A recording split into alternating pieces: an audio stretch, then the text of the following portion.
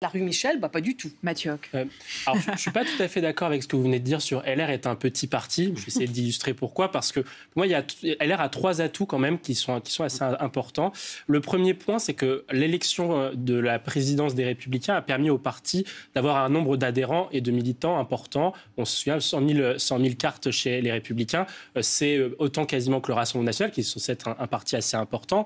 Et c'est 10 fois plus qu'un parti comme Renaissance.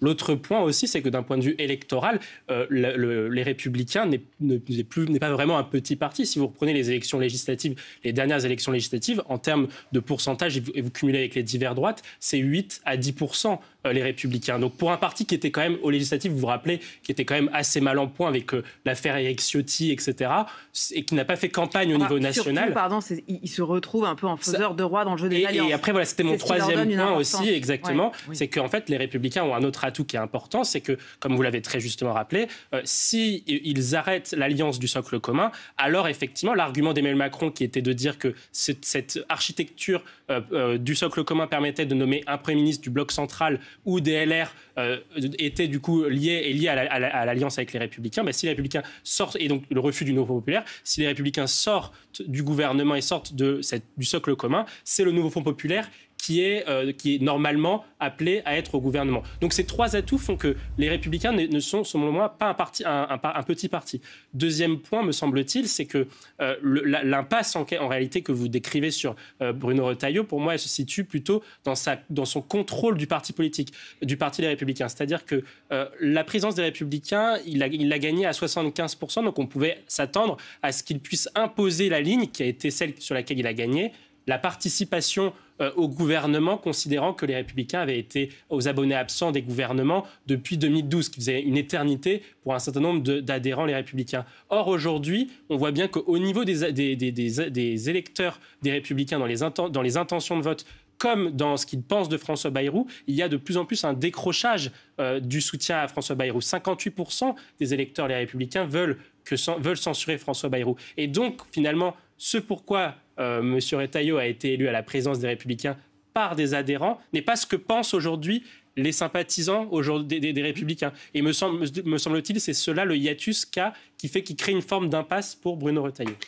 Moi, j'entends ce que vous dites et je comprends. Je me souviens de l'histoire de la famille gaulliste, y compris sur les 20 dernières années. On est quand même Et le serpent se mord la queue.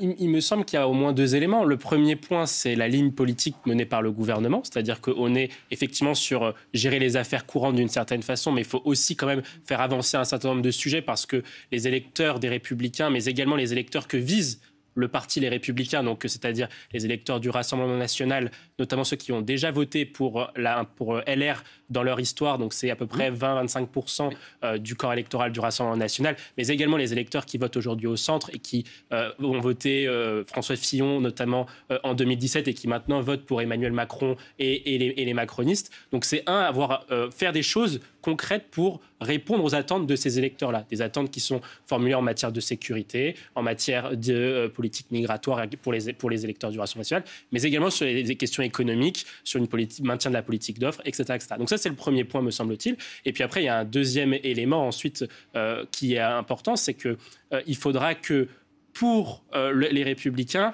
l'alliance avec le parti, avec le socle commun, coûte moins cher électoralement, c'est-à-dire en termes de mobilisation de leur base, que cela rapporte. Et donc, si ça coûte plus cher en fait pour eux d'être au gouvernement, parce que et c'est très concret en fait, c'est que là on a eu une rentrée politique de tous les élus. Les élus ont dû tracter le week-end dernier.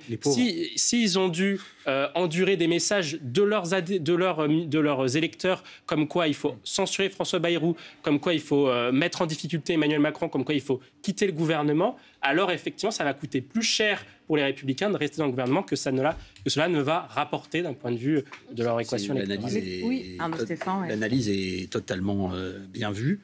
La difficulté, c'est comment C'est l'heure de vérité maintenant. Il reste 10 secondes. Ouais. Non, mais en 10 secondes, nous, on avait travaillé sur cette question-là. En fait, quel chemin doivent emprunter les Républicains ? Les Républicains, le mandat aussi qui a été confié au président donc les Républicains, Bruno Retailleau, c'était de refondre le parti, notamment refondre la matrice idéologique. Ce que l'on observe quand même, si on regarde les enquêtes d'opinion, c'est qu'il y a deux choses auxquelles les Républicains doivent faire face. Un, c'est avoir une offre programmatique qui puisse pallier les défauts du lepénisme sur les questions économiques, donc plutôt une offre, on va dire, libérale, de redressement économique, mais également une offre politique qui puisse pallier les défauts du macronisme sur les questions de sécurité et les questions migratoires. Et en combinant ces deux offres-là, vous avez une capacité de pouvoir toucher à la fois les électeurs macronistes, LR et Rassemblement national. Merci beaucoup à tous les